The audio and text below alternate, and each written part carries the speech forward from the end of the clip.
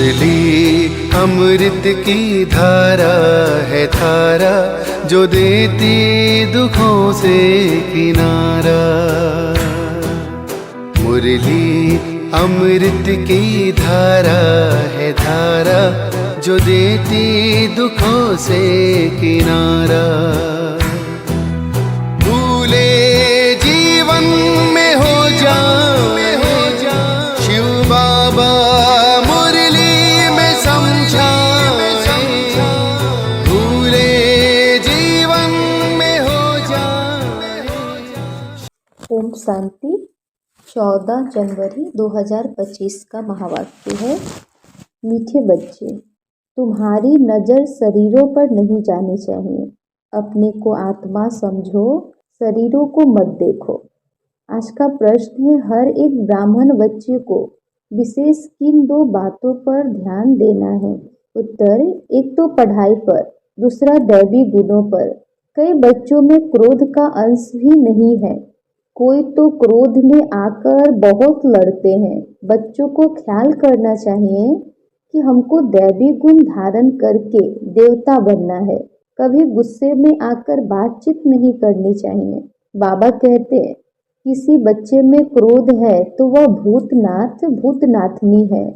ऐसे भूत वाले से तुम्हें बात भी नहीं करनी है। गीत है, तकदीर जगाकर आई हूँ। ओम शांति। बच्चों ने गीत सुना और कोई भी सत्संग में कभी रिकॉर्ड पर नहीं समझाते हैं, वहाँ शास्त्र सुनाते हैं। जैसे गुरुद्वारे में ग्रंथ का 2 वचन निकालते हैं, फिर कथा करने वाला बैठ उनका विस्तार करते हैं। रिकॉर्ड पर कोई समझाए यह कहाँ होता नहीं, अब आप समझाते हैं। यह सब गीत है भक्ति मार्ग के, बच्चों को समझाया गया है। ज्ञान अलग चीज है जो एक निराकार शिव से ही मिल सकता है। इसको कहा जाता है रूहानी ज्ञान। ज्ञान तो बहुत प्रकार के होते हैं ना। कोई से पूछा जाएगा यह गलीचा कैसे बनता है, तुमको ज्ञान है। हर चीज का ज्ञान होता है, वह है ही जिस्मानी बातें। बच्चे जानते हैं हम आत्माओं का रूहानी बाप वह एक है, उनका रूप दिखाई नहीं पड़ता।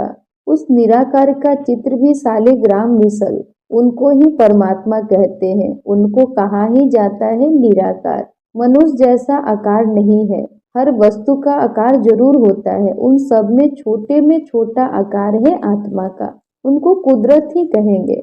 आत्मा बहुत छोटी है जो इन आंखों से देखने में नहीं आती। तुम बच्चों को दिव्य दृष्टि मिलती है जिससे सब साक्षात्कार करते हो। जो पास्ट हो गया उनको दिव्य दृष्टि से देखा जाता है। पहले नंबर में तो यह पास्ट हो गया, अब फिर आए हैं तो उनका भी साक्षात्कार होता है बहुत सूक्ष्म। इससे समझ सकते हैं सिवाय परमपिता परमात्मा के आत्मा का ज्ञान कोई दे नहीं सकता। मनुष्य आत्मा को यथार्थ रीति नहीं जानते, वैसे परमात्मा को भी यथार्थ रीति नहीं जान सकते। दुनिया में मनुष्यों की अनेक मत है। कोई कहते आत्मा परमात्मा में लीन हो जाती, कोई क्या कहते। अभी तुम बच्चों ने जाना है तो भी नंबरवार पुरुषार्थ अनुसार। सबकी बुद्धि में एक रस तो बैठ नहीं सकता, घड़ी घड़ी बुद्धि में भी बिठाना होता। हम आत्मा है, आत्मा को ही 84 जन्मों का पाठ बजाना है। अब बाप कहते हैं अपने को आत्मा समझ, मुझ परमपिता परमात्मा को जानो और याद करो।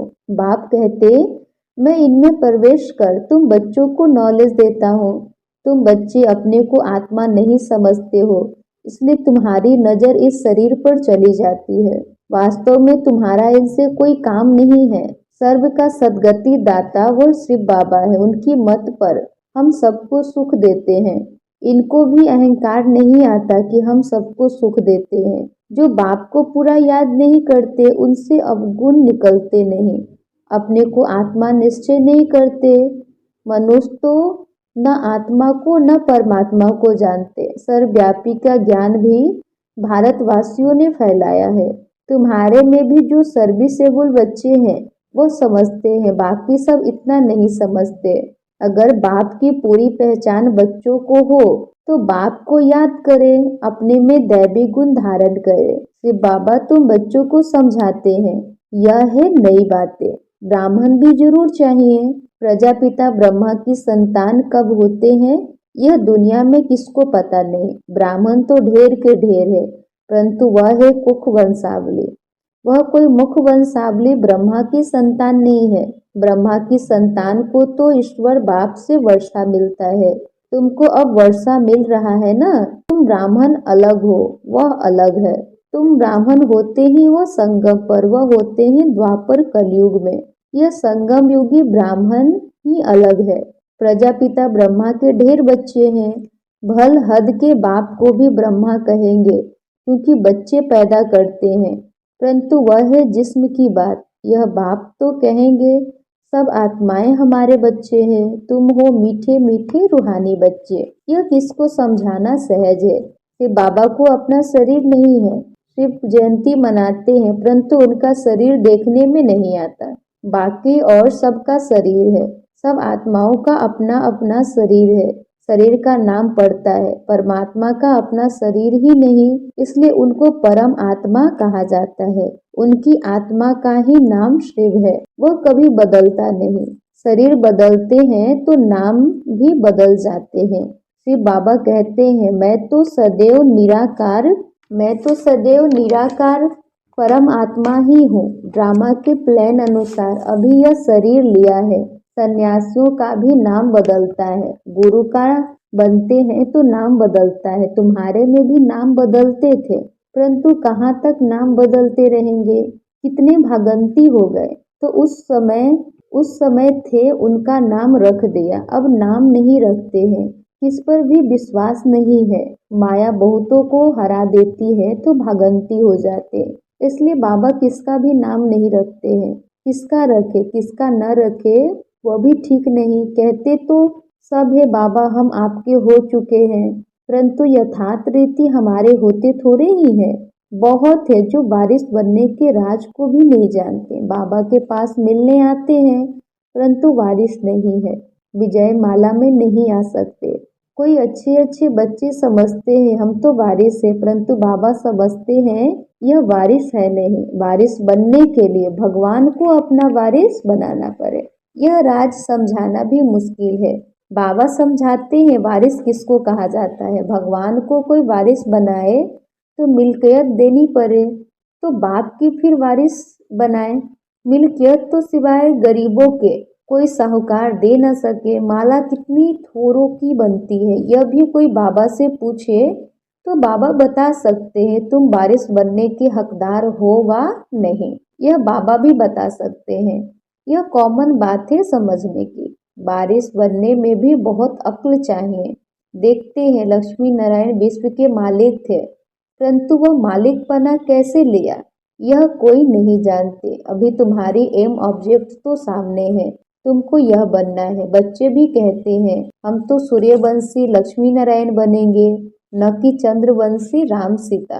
राम सीता की भी शास्त्रों में निंदा की हुई है, लक्ष्मी नारायण की कभी निंदा नहीं सुनेंगे। सिर्फ बाबा की श्री कृष्ण की भी निंदा है। बाप कहते हैं मैं तुम बच्चों को इतना ऊंच से ऊंच बनाता हूँ, मेरे से भी बच्चे तीखे चले जाते हैं। लक्ष्मी नारायण की कभी भी कोई निंदा नहीं करते हैं। भल श्री कृष्ण की आत्मा तो वही है, परंतु न जानने कारण निंदा कर दी है। लक्ष्मी नारायण का मंदिर भी बड़ा खुशी से बनाते हैं। वास्तव में बनाना चाहिए राधे कृष्ण का, क्योंकि वह सतो प्रधान है। यह उन्हों की युवा अवस्था है तो उनको सतो कहते हैं। वह छोटे हैं इसलिए सतो प्रधान कहेंगे। छोटा बच्चा महात्मा समान होता है। जैसे छोटे बच्चों को विकार आदि का पता नहीं रहता, वैसे वहाँ बड़ों को भी पता नहीं रहता कि विकार क्या चीज है। यह 5 भूत वहाँ होती ही नहीं। विकारों का जैसे कि पता ही नहीं है। इस समय है ही रात, काम की चेष्टा भी रात को ही होती है। देवताएं हैं दिन में तो काम की चेष्टा होती नहीं। विकार कोई होते नहीं। अभी रात में सब विकारी है। तुम जानते हो दिन होते ही हमारे सब विकार चले जाएंगे। पता नहीं रहता कि विकार क्या चीज है। यह रावण के विकारी गुण है। यह है विशेष वर्ल्ड। वाइसलेस वर्ल्ड में विकार की कोई बात नहीं होती। उनको कहा ही जाता है ईश्वरीय राज्य। अभी है आसुरी राज्य। यह कोई नहीं जानते, तुम सब कुछ जानते हो नंबरवार पुरुषार्थ अनुसार। ढेर बच्चे हैं, कोई भी मनुष्य समझ नहीं सकते कि यह सब बीके किसके बच्चे हैं। सब याद करते हैं शिव बाबा को, ब्रह्मा को नहीं। यह खुद कहते हैं शिव बाबा को याद करो जिससे विक्रम विनाश होंगे, और कोई को भी याद करने से विक्रम विनाश नहीं होंगे। गीता में भी कहा है मामे कम याद करो। श्री कृष्ण तो कह न सके, वर्षा मिलती ही है निराकार बाप से। अपने को जब आत्मा समझे तब निराकार बाप को याद करे। मैं आत्मा हूँ, पहले यह पक्का निश्चय करना पड़े। मेरा बाप परमात्मा है, वह कहते हैं मुझे याद करो तो मैं तुमको वर्षा दूंगा। मैं सबको सुख देने वाला हूँ। मैं सभी आत्माओं को शांति धाम ले जाता हूँ। जिन्होंने कल्प पहले बाप से वर्षा लिया होगा वही आकर वर्षा लेंगे, ब्राह्मण बनेंगे। ब्राह्मणों में भी कुछ बच्चे पक्के होते हैं, मातेले भी बनेंगे, सौतेले भी बनेंगे। हम निराकार शिव बाबा की वंशावली है, जानते हैं बिरादरी कैसे बढ़ती जाती है। अभी ब्राह्मण बनने के बाद हमको वापस जाना है। सब आत्माएं शरीर छोड़कर वापस जानी है। पांडव और कौरव दोनों को शरीर छोड़ना है। तुम यह ज्ञान के संस्कार ले जाते हो, फिर उस अनुसार प्रारब्ध मिलती है, वो भी ड्रामा में नूद है। फिर ज्ञान का पाठ खत्म हो जाता है। तुमको 84 जन्मों के बाद फिर ज्ञान मिला है, फिर यह ज्ञान प्राय लोप हो जाता है। तुम प्रारब्ध भोगते हो, वहाँ और कोई धर्म वाले के चित्र आदि नहीं रहते। तुम्हारे भक्ति मार्ग में भी चित्र रहते हैं, सतयुग में किसका चित्र आदि नहीं रहता। तुम चित्र ऑलराउंड भक्ति मार्ग में रहते हैं। तुम्हारे राज्य में और कोई का चित्र नहीं है, सिर्फ देवी देवता ही रहते हैं। इससे ही समझते हैं आदि सनातन देवी देवता ही है। पीछे सृष्टि बढ़ती जाती है। तुम बच्चों को यह ज्ञान सिमरन कर अति इंद्रिय सुख में रहना है। बहुत पॉइंट्स है, परंतु बाबा समझते हैं माया घड़ी घड़ी भुला देती है। तो यह याद रहना चाहिए कि शिव बाबा हमको पढ़ा रहे, वह है ऊंचे ते ऊंचे। हमको अब वापस घर जाना है। कितनी सहज बातें हैं, सारा मदार है याद पर। हमको देवता बनना है, दैवी गुण भी धारण करने हैं। 5 विकार है भूत, काम का भूत, क्रोध का भूत, देह अभिमान का भूत भी होता है। हाँ, कोई में जास्ती भूत होते हैं, कोई में कम। तुम ब्राह्मण बच्चों को पता है यह 5 बड़े भूत है। नंबर 1 है काम का भूत, सेकेंड नंबर है क्रोध का भूत। कोई रफ टफ बोलता है तो बाप कहते हैं यह क्रोधी है, यह भूत निकल जाना चाहिए, परंतु भूत निकलना बड़ा मुश्किल है। क्रोध 1-2 को दुख देता है, मोह में बहुतों को दुख नहीं होगा, जिसको मोह है उनको ही दुख होगा। इसलिए बाप समझाते हैं इन भूतों को भगाओ। हर बच्चे को विशेष पढ़ाई और दैवी गुणों पर अटेंशन देना है। कई बच्चों में तो क्रोध का अंश भी नहीं है, कोई तो क्रोध में आकर बहुत लड़ते हैं। बच्चों को ख्याल करना चाहिए, हमको दैवी गुण धारण कर देवता बनना है। कभी गुस्से से बात नहीं करनी चाहिए। कोई गुस्सा करता है तो समझो इनमें क्रोध का भूत है। वह जैसे भूतनाथ भूतनाथनी बन जाते हैं। ऐसे भूत वालों से कभी बात नहीं करनी चाहिए।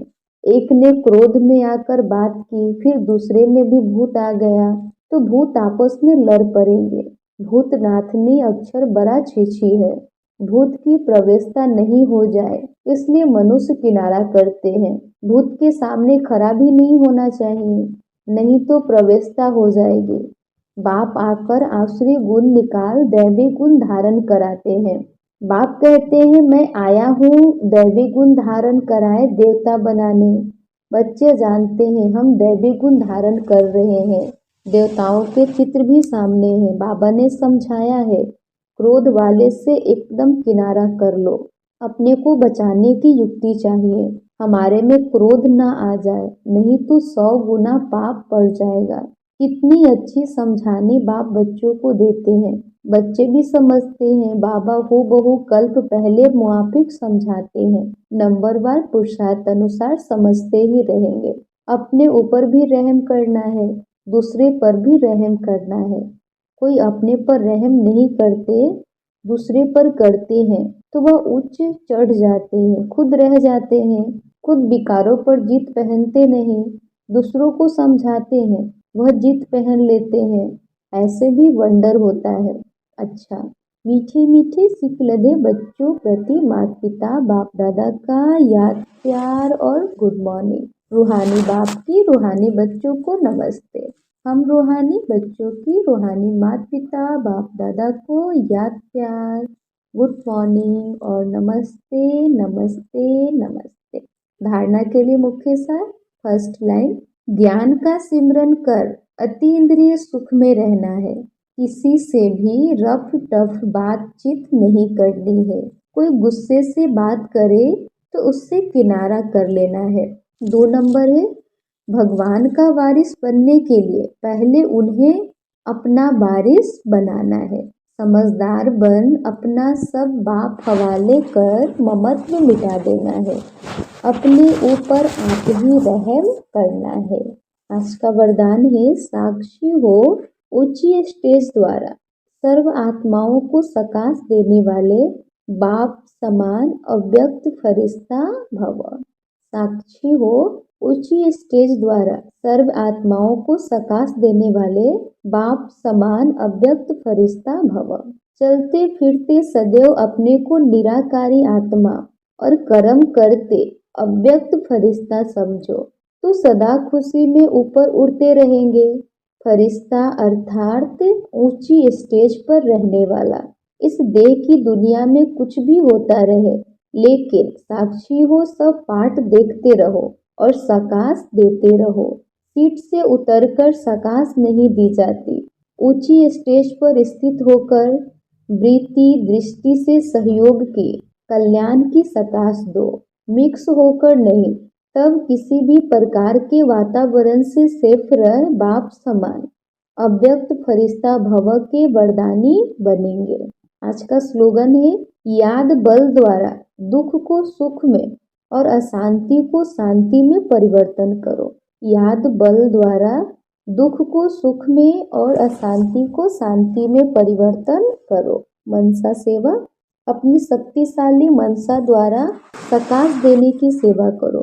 अपनी शुभ भावना, श्रेष्ठ कामना, श्रेष्ठ वृत्ति, श्रेष्ठ वाइब्रेशन द्वारा किसी भी स्थान पर रहते हुए मनसा द्वारा अनेक आत्माओं की सेवा कर सकते हो। इसकी विधि है लाइट हाउस माइट हाउस बनना।